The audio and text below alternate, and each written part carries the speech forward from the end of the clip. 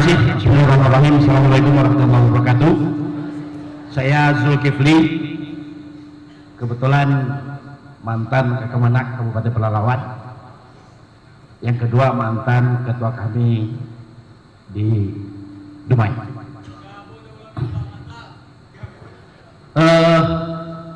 Yang pertama saya ingin tanyakan bahwa peran daripada umat Islam untuk republik ini saya kira sudah banyak. Ada 3 yang dikembangkan oleh umat Islam. Pertama adalah penjajahan, yang kedua adalah Orde Lama, yang ketiga Orde Baru. Di sana peran umat Islam sangat dominan. Jadi dari segi pahala, insya Allah kita sudah banyak dapat pahala. Cuman persoalannya adalah pahala politiknya yang belum kita terima, Pak. Nah, ini masalah kita. Jadi pahala akhirat insya Allah kita dapat, tapi pahala politiknya belum nampak. Nah, untuk itu saya kemarin melihat bahwa ketika reformasi Pak Yusril tampil, saya berharap pada waktu itu pahala politik itu kita terima pada waktu itu. Nah, saya sangat gembira, mata saya ketipi terus waktu itu di kantor. Tapi menjelang detik-detik akhir Pak Yusril mundur. Saya tak pernah emosi, Pak, tapi pada saat itu tahapan-tahapan tahan tuh apa ganggu saya menuju pintu, Pak, karena saya berharap sekali pada waktu itu. Jadi ibaratnya apa, ketika itu sudah terjadi kemulut di depan gawang, tapi kok yang nendang mundur, tak nendang gitu, akhirnya enggak gol. Nah, setelah peristiwa itu saya melihat umat Islam sudah ada lor aja gitu, jadi nggak terlihat lagi. Itu yang pertama. Jadi pertanyaan saya, kira-kira apa pertimbangan Pak Yusril pada waktu itu sampai harus mundur pada waktu itu? Itu pertama. Yang kedua pertanyaan saya, tadi Pak Yusril bilang antara kekuasaan dan ekonomi. Sekarang mana yang harus kita dulukan, Pak? Ekonomi atau kekuasaan? Atau kekuasaan atau ekonomi? Karena memang saya ingat cerita dengan Pak Maktum Basudi Al-Barud.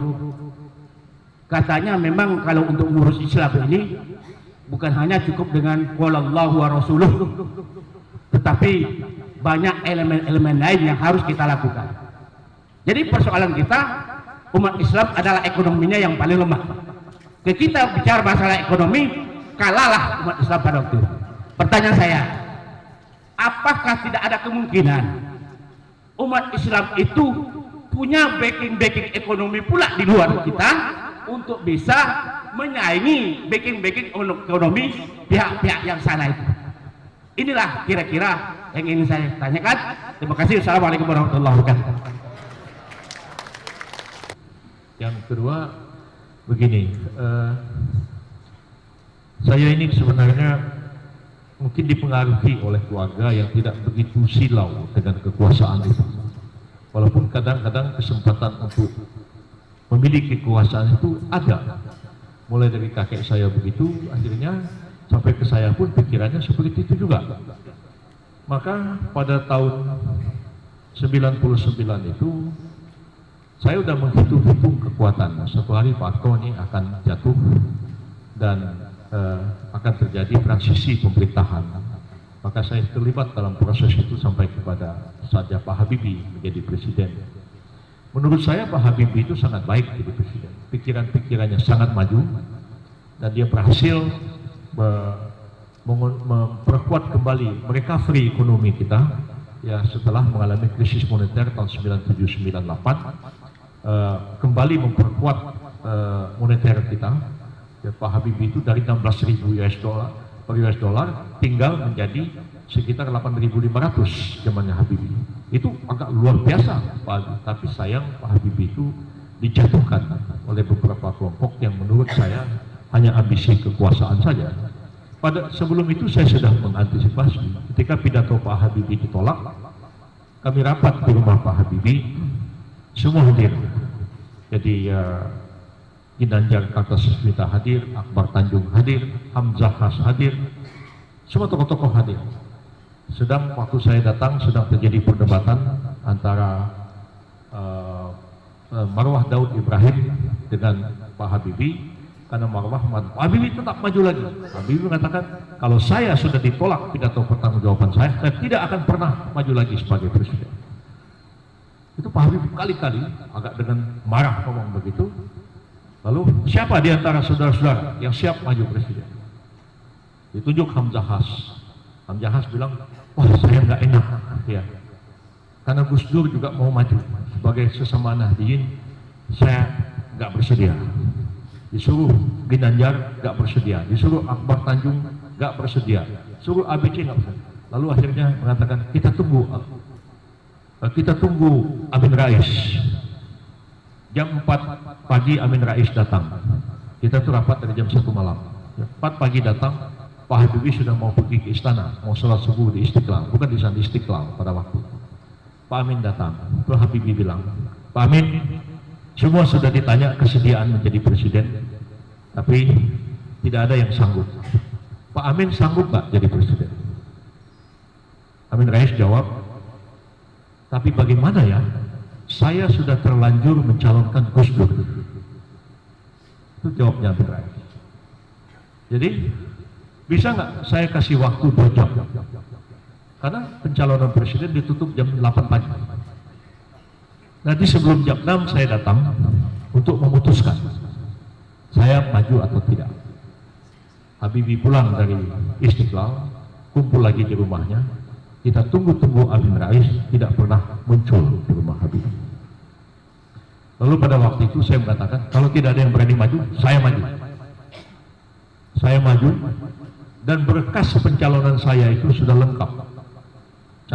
Syaratnya itu ada cek kesehatan dari rumah sakit, ada semua. Dari Mahkamah Agung, dari Kapolri, kelakuan baik, bebas G30, paling lengkap semua. Saya katakan, kalau tidak ada yang maju, saya maju. Maka semua berdiri, Habibie memeluk saya, bilang, Yusril, kamu pergi ke MPR, kamu daftar, kamu maju. Ketika sampai di mobil, Habibie bilang saya, tapi ada kemungkinan kamu menang. Kalau kamu menang, kamu harus terima Wiranto menjadi wakil presiden. Sebab you akan dikepung oleh banyak kekuatan dan you perlu Panglima TNI, tentara untuk mendampingi you sebagai presiden. Saya pikir-pikir panjang waktu itu, gimana ya? Tapi saya daftar juga, akhirnya mendaftarlah saya. Dan ketika sudah mendaftar itu, kami tunggu, jam 8 ditutup. Yang mendaftar cuma saya sendiri. Mestinya jam 8 sudah, itu tap MPR. Kita tunggu, wah kalau itu calon tunggal. Kalau calon tunggal, itu berarti secara aklamasi disahkan sebagai Presiden Republik Indonesia. Kita udah ketakutan, wah calon tunggal. Ketika Amin Rais memimpin sidang, dia mengatakan ada 3 calon. Dan 3 calon ini sudah lengkap persyaratannya. Pada waktu itu saya melihat di depan itu ada sedikit berisik-berisik, tapi Amin Rais ambil alih, sudah lengkap diketok calon. Ada 3 calon, ada Gus Dur, ada Megawati, ada saya. Belakangan saya cek ke Sekretariat Jenderal MPR, ternyata Amin Rais itu seorang. Ya, Gus Dur dan Megawati itu tidak ada persyaratannya sebagai presiden. Gus Dur kalau dites sama dokter, ya, dia tidak akan lulus. Tidak ada kelakuan baik, tidak ada bebas G30. Saya satu-satunya lengkap. Dan itu bisa dicek di Sekretariat MPR sekarang. Dokumen itu masih ada di sana. Pada waktu itu memang terjadi tekanan yang luar biasa. Jadi Pak Amin melalui Aim Fatwa dan lain-lain, itu saya sampai didesak-desak, dianukan ke dinding begitu. Udah Yusril mundur, beri kesempatan sama Gus Dur, dan macam-macam begitu. Dan timbullah sifat saya, ya.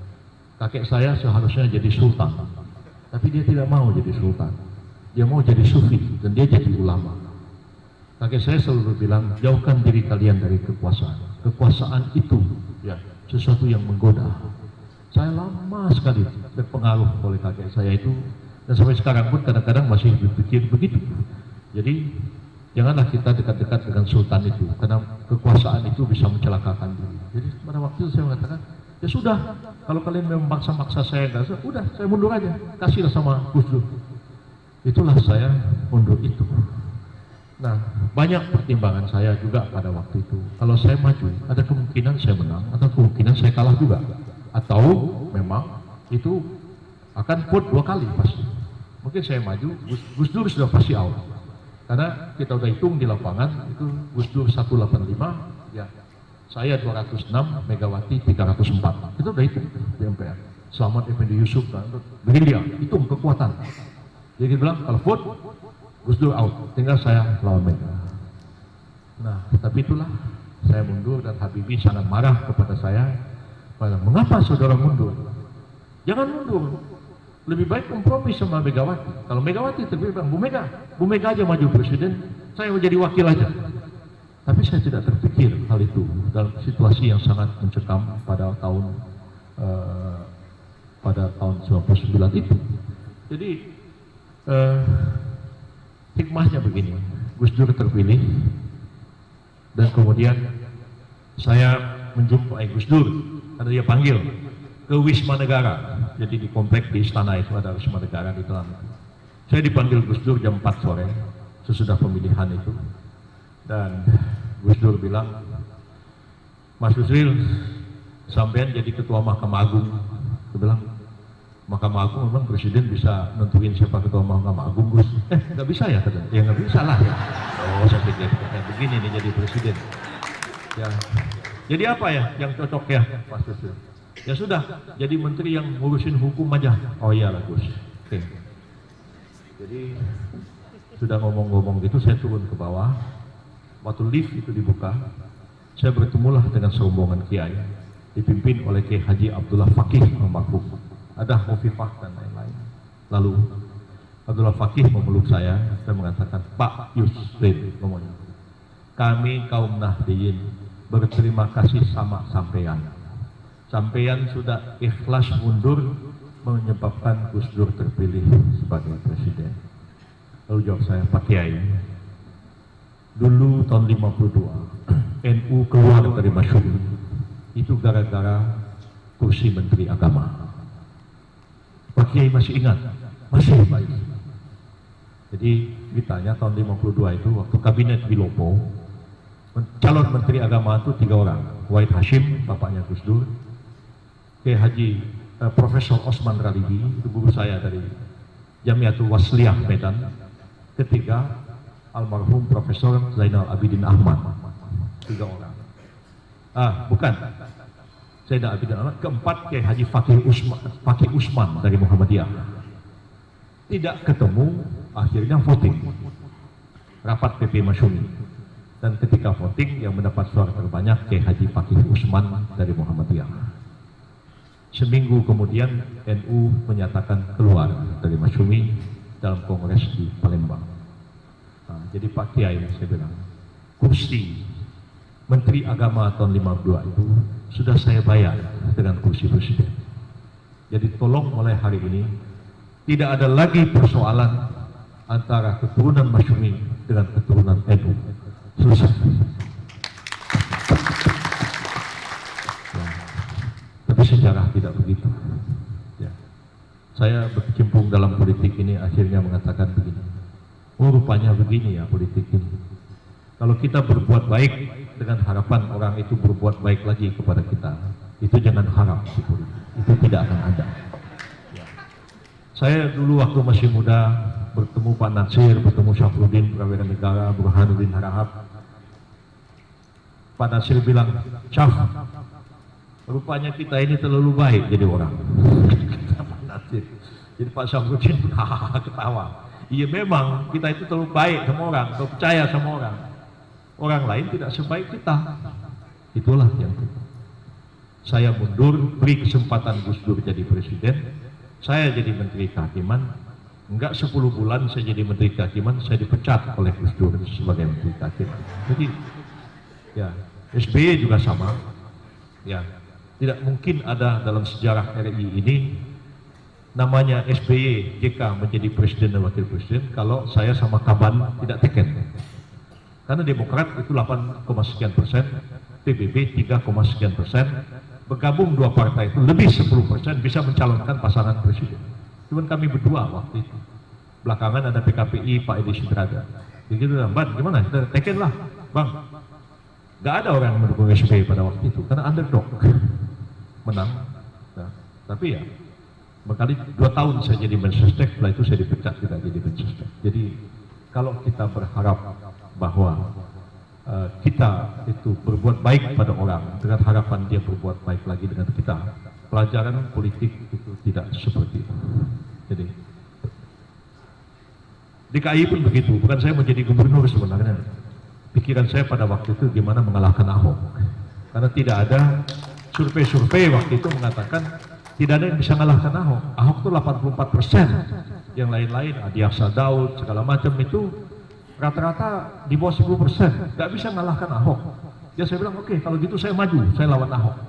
Nah, mulailah kita kerja 10 bulan, dari 84% Ahok itu tinggal 32%. 1 bulan sebelum, pendaftaran calon. Nah, SBY, wah, Pak Yusril maju aja, nggak ada yang bisa lawan Ahok, Pak Yusril aja maju. Demokrat akan bantu, dukung yang lain. Begitu Ahok sudah babak belur, tiba-tiba disalib, anaknya disuruh maju. Jadi dia pikir, ya Yusril sudah setengah mati gebukin Ahok, Ahok sudah babak belur, sudah lemah, anaknya masih sehat, tenaganya masih fit, belum keluar sedikit pun juga, pasti akan dengan mudah melawan Ahok. Ternyata tidak semudah itu. Politik mengajarkan kepada kita banyak hal. Dan politik ini betul-betul harus membuat kita sabar. Ya. Jadi memang Pak Natsir bilang sama saya, katanya beda antara politikus dengan mubalik itu begini katanya. Kalau mubalik itu semua orang itu baik, kecuali sudah jelas buruknya. Sebaliknya politikus, semua orang itu jelek, kecuali sudah jelas baiknya. Nah, gitu. Jadi hati-hatilah kita. Karena itu, tapi saya percaya kalangan politisi Islam, partai-partai Islam ini walaupun sekarang ini ada di seberang kita, ya, P3 ada, PKB ada di kubunya Pak Jokowi, tapi saya berharap ya bisa kembali sebagai saudara kita, dan kita harus menyusun kekuatan politik yang penting. Sebab kalau masih rezim ini yang memerintah 5 tahun lagi, saya nggak bisa membayangkan utang negaranya akan jadi berapa. Dan juga akan menjadi masalah juga konflik-konflik sosial terutama antara Islam dan komunisme ini akan terus menjadi sesuatu yang nggak selesai. Menurut saya kalau sudah terjadi seperti ini, Presiden harus turun tangan, ya ambil kendali. Ya, Panglima TNI sudah mengumumkan seperti itu, ya walaupun komunikasi beliau dengan saya mengatakan itu sudah kita gagalkan, jadi tidak terjadi pengadaan senjata yang 5.000 itu. Jadi tidak terjadi, tapi ya ada statement dari Pak Menko Polhukam yang menurut saya statementnya itu pun bisa bermasalah juga. Bayangkan PKI dibilang, G30S dibilang peristiwa, PRRI Perpesta dibilang pemberontakan, kan itu sih. Orang bilang, ini apa ini? Coba deh baca kalimat. G30S dibilang peristiwa, PRRI Perpesta, DITI dibilang pemberontakan. Dulu Soekarno menghindari istilah PRRI itu sebagai pemberontakan, karena itu perlawanan internal terhadap Soekarno. Pak Natsir dan Ahmad Hussein, Simbulon dan lain-lain itu mengatakan kami tidak pernah memberontak kepada bangsa dan negara, kami cuma minta kabinet Juanda itu dibubarkan supaya dibentuk kabinet baru di bawah Hatta dan PKI dikeluarkan dari pemerintahan. Cuma itu pikirannya. Makanya tidak pernah ada istilah pemberontakan PRRI. Bagaimana bilang PRRI pemberontakan? Pak Natsir sama Pak Syafruddin diangkat jadi pahlawan nasional. Kalau pemberontak pada bisa diangkat jadi pahlawan kan? Nah, jadi ini juga masalah juga itu menurut saya sih. Nah, jadi barangkali ke depan ini ya kita perlu presiden tak siapalah yang punya kewibawaan, punya komitmen kepada Islam dan kebangsaan, tegas kepada PKI dan komunis, dan saya kira harus membawa bangsa dan negara kita ke depan yang lebih baik, di mana Islam yang dominan ini mendapatkan tempat selayaknya, dan juga bagi agama-agama lain mendapatkan tempat yang selayaknya pula di negara kita ini. Gini, kalau ekonomi dan politik itu memang kalau bisa dia ayam telur, mana lebih dulu. Tapi kalau saya melihat kondisi sekarang, saya pikir politik lebih dulu.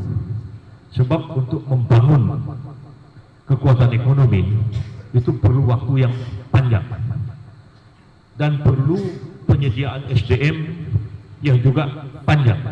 Ya. Kalau kita lihat di kalangan orang-orang Cina itu, di kampung saya lah yang orang Cinanya 22%, cukup banyak.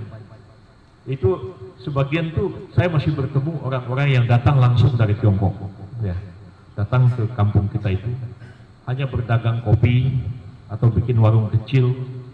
Nah, ketika dia meninggal, anaknya sudah punya toko. Yang punya toko meninggal, kalau pergi ke Jakarta, ke Jalan Panglima Polim, itu sederet toko bangunan besar-besar. Ya. 90% kawan-kawan saya sekolah waktu SMP. Jadi sebagian sudah punya supermarket besar. Jadi dia tiga generasi membangun kekuatan ekonomi dan melatih anak-anaknya itu berdagang. Pengusaha tidak lahir dengan tiba-tiba. Maka itu kita itu jangan terlalu memusuhi pengusaha, karena tidak ada negara bisa bangun tanpa pedagang. Ya. Politik dan pedagang itu sudah wataknya dua komponen yang saling berdekatan satu dengan yang lain. Tapi saya berpendapat kekuatan politik bisa kita bangun lebih cepat. Siapa yang menyangka Jokowi akan jadi presiden? Ya, orang nggak kenal dia, wali kota Solo tiba-tiba jadi gubernur DKI sebentar langsung jadi presiden. Dan ketika jadi presiden, dia berkuasa. Orang yang namanya presiden itu jangan dianggap remeh. Namanya presiden. Ya. Saya satu hari pernah begini, berdebat sengit di kabinet gara-gara Gus Dur mau membubarkan DPR-MPR. Dan Gus Dur mau mencabut TAP MPRS 25 tentang larangan komunis dan PKI. Saya di kabinet itu paling keras menentang. Saya menteri kehakiman harus menjelaskan dari aspek hukum TAP MPRS itu begini. Jadi saran saya kepada Bapak Presiden, tolong mengurungkan niat untuk mengeluarkan dekret membubarkan DPR-MPR. Saya terangkanlah waktu membandingkan tahun 59 dekret itu bagaimana. Gus Dur sangat marah kepada saya, ya sampai tegang meja. Dan waktu itu ada menteri yang marah juga sama saya, Ibu Erna Witular, dan ngomel-ngomel, kenapa itu menteri kehakiman kok bisa menggurui presiden, katanya. Saya bilang, saya mohon maaf Bu Erna, di ruangan ini cuma 3 orang yang pernah jadi calon presiden, Gus Dur, Megawati, sama saya. Dan saya bilang, saya berhak dong untuk mengatakan hal ini, karena ini masalah prinsip ini. Kalau presiden sampai mendesak membubarkan DPR-MPR, apa jadinya? Ya kalau kudeta berhasil, kalau kudeta gagal, presiden bisa digantung gara-gara melakukan kudeta yang gagal. Nah, waktu itu kabinet diskors, jadi saya bilang sama teman-teman, Pak besok saya dipecat nih, benar besoknya saya dipecat. Waktu saya keluar dari sidang kabinet itu ada 3 jenderal mengikuti saya. Satu namanya Jenderal Susilo Bambang Yudhoyono, satu lagi Jenderal Agung Gumelar, satu lagi Laksamana Widodo AS, Panglima TNI waktu itu.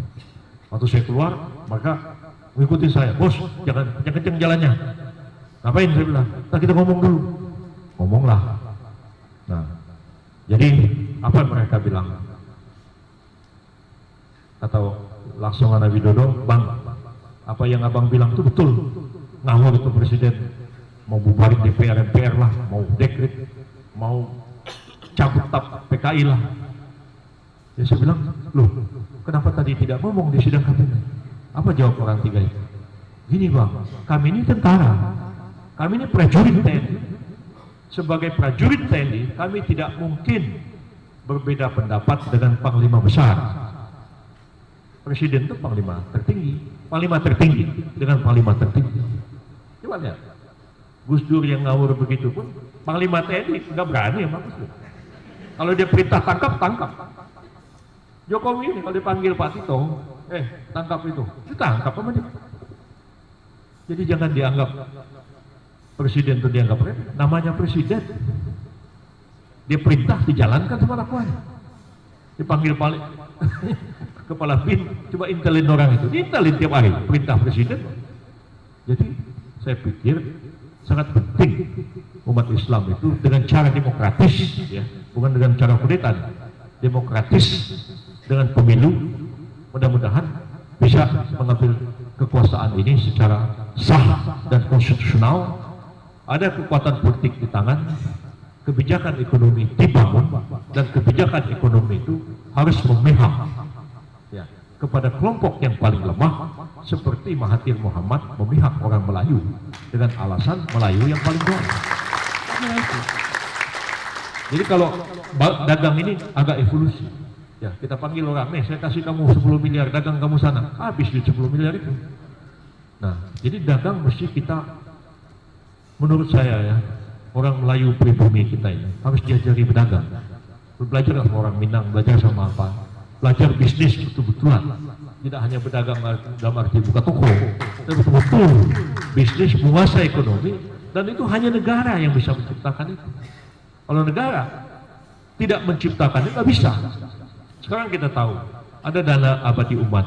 Dana abadi umat ini mulai dari Menteri Agama kita dulu, Pak Tarmizi Tahir, itu orang PBB itu, Pak Tarmizi Tahir itu, caleg PBB dulu, almarhum.